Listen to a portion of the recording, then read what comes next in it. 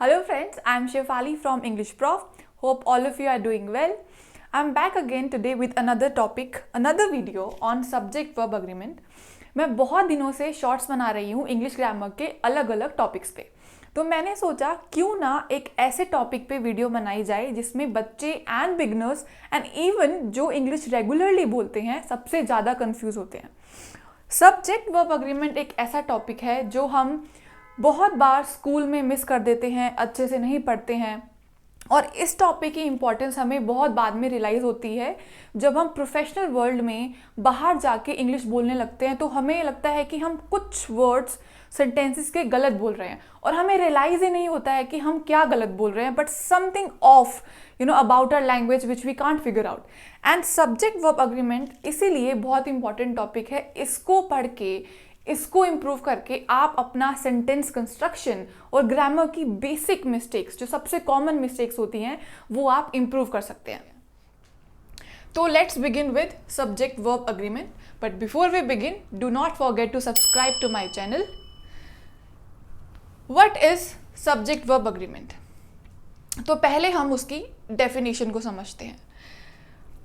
Subject verb agreement का मतलब है the verb must agree with the subject of the sentence in number and person।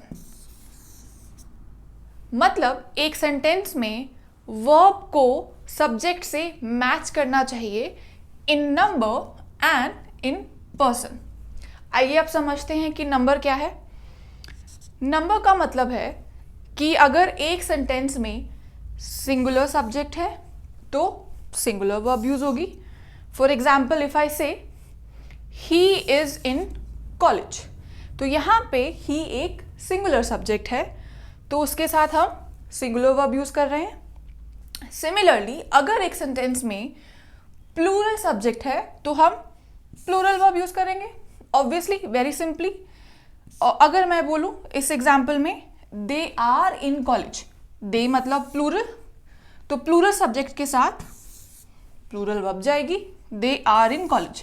तो agreement इन number का मतलब है कि सिंगुलर सब्जेक्ट के साथ सिंगुलर वर्ब जाएगी और प्लूरल सब्जेक्ट के साथ प्लूरल वर्ब जाएगी। आइए अब समझते हैं कि अग्रीमेंट इन पर्सन का क्या मतलब है। उससे पहले ये समझना जरूरी है कि पर्सन का क्या मतलब है। Now there are typically 3 types of persons in English language. First person मतलब आई, वी, आई सिंगुलर है, वी प्लूरल है, राइट? तो ये होता है फर्स्ट पर्सन। सेकेंड पर्सन हम जिससे बात कर रहे हैं या हम जिसको एड्रेस कर रहे हैं, यू सेकेंड पर्सन है। थर्ड पर्सन होता है ही, शी, इट, दे या किसी का नाम, फॉर एग्जाम्पल शिवम या प्रिया। अब देखिए कि फर्स्ट पर्सन जो है उसमें I is singular, we is plural, but दोनों प्लूरल वर्ब यूज करते हैं। फॉर एग्जाम्पल इफ आई से आई ईट बनाना, वी ईट बनाना। अब I is singular, plural verb use कर रहा है, we is plural, again is using plural verb. So both singular and plural subjects are using plural verb in both these sentences. अब हम देखते हैं second person you को। अब जो यू है ये बहुत इंपॉर्टेंट आपके लिए समझना है कि यू जो है वो both as a singular and plural subject के जैसे यूज होता है और ये चीज़ बच्चों को बहुत ज़्यादा कंफ्यूज करती है सब्जेक्ट वर्ब अग्रीमेंट समझने में। तो आप देखिए कि you both as a singular and plural subject use होता है, बट फिर भी हमेशा प्लूरल वर्ब ही यूज करता है, चाहे फिर वो सिंगुलर के जैसे सिंगुलर सब्जेक्ट के जैसे यूज हो रहा हो। अगर मैं बोलूं डू यू ईट बनाना, यहां पे भी हम एक प्लूरल वर्ब यूज कर रहे हैं विद दी सिंगुलर। अब यहां पे यू सिंगुलर भी हो सकता है, प्लूरल भी हो सकता है, but we are using plural verb. अब आते हैं हम थर्ड पर्सन पे।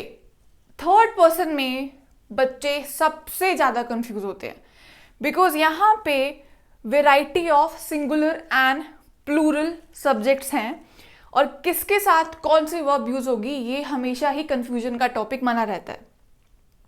तो आइए सबसे पहले हम समझते हैं कि प्लूरल जो थर्ड पर्सन होता है उसके साथ कौन सी वर्ब यूज होती है।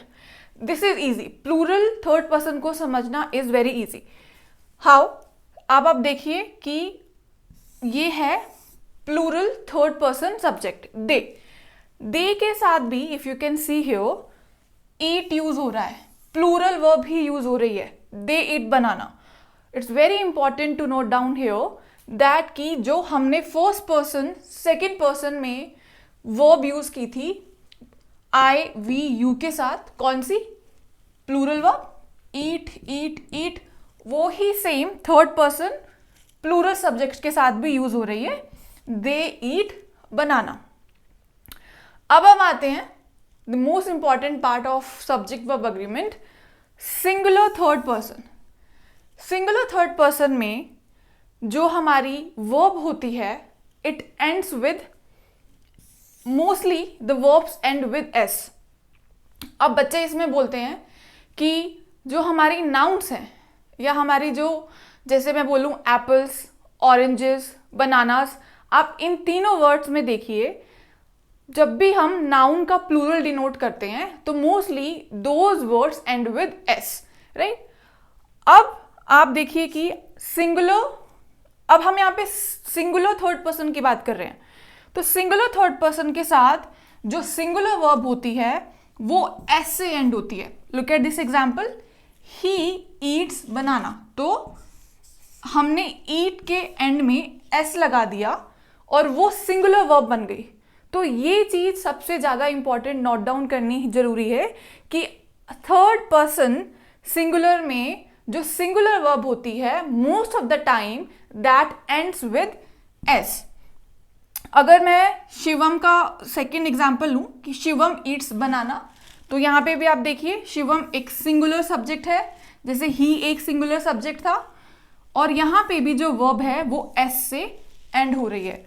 तो सिंगुलर थर्ड पर्सन में जो वर्ब होती है ऑलवेज एंड्स विद एस। अब इसमें आपको कंफ्यूज नहीं होना है कि जो नाउन्स का मतलब होता है कि एस डिनोट्स प्लूरल नाउन्स, वैसे ही यहाँ पे उसका मतलब वैसे नहीं है।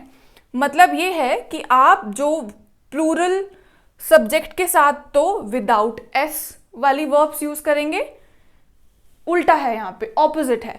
और सिंगुलर थर्ड पर्सन के साथ आप जो वर्ब्स यूज करेंगे वो मोस्टली एस से एंड होती हैं।